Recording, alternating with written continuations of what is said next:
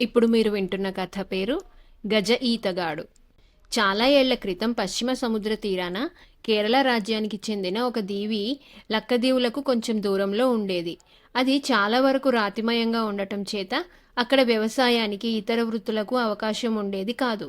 కనుక ఆ దీవిలో నివసించేవారు ప్రధానంగా చేపలు పట్టి జీవించేవారు, పశువులను పోషించేవారు అయి ఉండేవారు. అక్కడి బెస్తలలో కొందరు నావికులుగా వెళ్లిపోయేవారు. మరికొందరు సముద్రం అడుగుకు వెళ్లి ముత్యపు చిప్పలు, పగడపు రాళ్లు తెచ్చి వాటిని దీవిలోని వర్తకులకమ్మి పొట్టపోసుకునేవారు. ఆ దీవిలో ఉండే ఒక ముసలి బెస్తవాడికి చాలా మంది కొడుకులు. వారిలో చాలా మంది చేపలు పట్టటంలో తండ్రికి సహాయం చేసి తాము కూడా అదే వృత్తి అవలంబించారు. ఒకరిద్దరు వర్తక నౌకలలో పనులు సంపాదించుకున్నారు. వారిలో ఆఖరివాడు చిన్నతనం నుంచి ఒక విచిత్రమైన ప్రకృతి కలవాడు. చేపలు తన్నుకొని చావటం వాడు చూడలేకపోయేవాడు. చిన్నతనంలో వాడు తీరానికి వెళ్లి తన తండ్రి, అన్నలు పట్టుకొచ్చిన చేపలను తట్టలలో మోసుకుపోయేటప్పుడు ఏ చేపలోనైనా ప్రాణం ఉన్నట్టు కనిపిస్తే దాన్ని వెంటనే నీటిలోకి విసిరివేసేవాడు. ఒక్కొక్కసారి వాడు ఇంటికి చేరేసరికి తట్టలో సగం చేపలు కూడా ఉండేవి కావు. ఈ విధంగా వాడు భూతదయ కలిగి ఉండటం చేత వాడికి చేపలు పట్టే వృత్తి అబ్బలేదు. కాని వాడికి సముద్రమన్నా చేపలన్నా అంతులేని ప్రేమ. ఎందుకు పనికిరాని మొద్దు అని తల్లిదండ్రుల చేత తిట్లు తిని వాడు సముద్ర తీరానికి వెళ్లి గంటల తరబడి కూర్చునేవాడు. సముద్రంలో ఈతలు కొట్టేవాడు. భూమి మీద కన్నా వాడికి సముద్రం అడుగున ఎక్కువ వింతలు, రంగులు, ఆకర్షవంతమైన దృశ్యాలు కనిపించేవి. అందుచేత వాడు నీటి అడుగున చాలాసేపు ఉండటం అభ్యాసం చేసి అట్టడుగు సముద్రంలో సంచరించటము, అక్కడ ఉండే వింత వింత చేపలను, పగడపు చెట్లను, విచిత్రమైన కాంతులను చూసి ఆనందించటము సాగించాడు. పెరిగి పెద్దవాడయ్యేసరికి వాడు వెళ్లినంత సముద్రపు లోతులకు వెళ్లి నీటి అడుగున వాడున్నంతసేపు ఉండగలవాడు ఆ దీవిలో ఒక్కడు కూడా లేడు. వాడికి చేప మనిషి అని అందరూ పేరు పెట్టారు. వాడు ఉదయమే వెళ్లి పగలంతా సముద్రంలో గడిపి చీకటి పడ్డాక ఇంటికి తిరిగి వచ్చి తాను ఆ రోజు చూసిన వింతలన్నిటినీ తన అన్నలకు వర్ణించి చెప్పేవాడు. సముద్రం అడుగున మునిగిపోయిన పడవలుండేవి. వాటి పగుళ్లలో నీటి మొక్కలు పెరిగేవి. పగడపు శిలల మీద శాఖలు శాఖలుగా ఎర్ర, తెల్ల పగడపు కొమ్మలుండేవి. నీటిలో ముత్యపు చిప్పలు, నక్షత్ర చేపలు, కనీ విని ఎరగని గాజులాంటి చేపలు ఎన్నో ఉండేవి. వాటన్నిటినీ వాడు వర్ణిస్తూ ఉంటే అన్నలు వినిపించుకోక వాడికి నిశ్చయంగా పిచ్చేననుకునేవారు. వాడికి గాలి సోకిందేమోనని వాడి తల్లి తాయెత్తులు కట్టించింది. కాని తాయెత్తులతో వాడి ధోరణి మారలేదు. పైగా వాడికి గొప్ప ఖ్యాతి వచ్చింది. చేప మనిషి అనే మాట దీవిలోని అందరి నోట వినపడి చివరకు ఆ దేశపు రాజు దాకా వెళ్ళింది. అందుచేత రాజుగారు వాణ్ణి ఒకసారి తన భవనానికి పిలిపించారు. వాడు రాజుగారి దర్శనానికి వెళ్ళినప్పుడు రాజుగారి కూతురు 17 ఏళ్ల పిల్ల కూడా అక్కడే ఉన్నది. ఏమిరా, నువ్వు ఎంత లోతు సముద్రం అడుగుకైనా దిగగలవట? సముద్రాన్ని గాలించటంలో నీకు ఈడైనవాడు ప్రపంచంలో లేడట. ఆ మాట నిజమేనా అని రాజు అడిగాడు. ఇతరుల మాట నాకు తెలియదు మహారాజా అన్నాడు వాడు.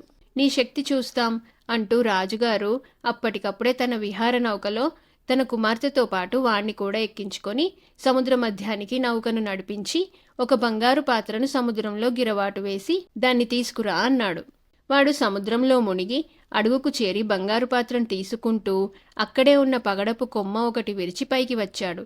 వాడా పగడపు కొమ్మను రాజకుమార్తెకిచ్చి బంగారు పాత్రను రాజుగారికి ఇవ్వబోయాడు.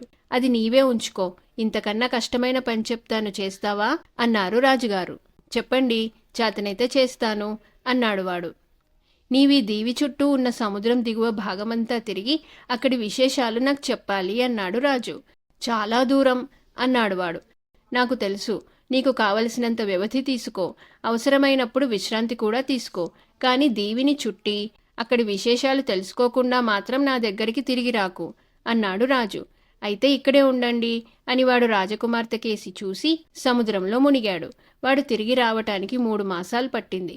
మహారాజా, మా దీవికి అడుగున 3 బ్రహ్మాండమైన రాతి కొండలు ఆధారం ఉన్నాయి. వాటి తాలూకు రాయి మామూలు కొండరాయి కన్నా చాలా బలమైనది. అయితే వాటిలో ఒకటి నశించిపోతున్నది అన్నాడు వాడు రాజుగారితో. నశించిపోతున్నదా? ఎందుకు అని రాజు అడిగాడు. దాని దిగువ భాగంలో అగ్ని ప్రజ్వరిల్లుతున్నది. అది రాతిని ధ్వంసం చేస్తున్నది. ఆ అగ్ని ఉన్న ప్రాంతంలో చాలా మేర ఒక్క నాచు మొక్క గాని ఒక్క చిన్న చేప గాని లేదు అన్నాడు వాడు. నీటి అడుగున అగ్ని ఏమిటి అన్నాడు రాజు.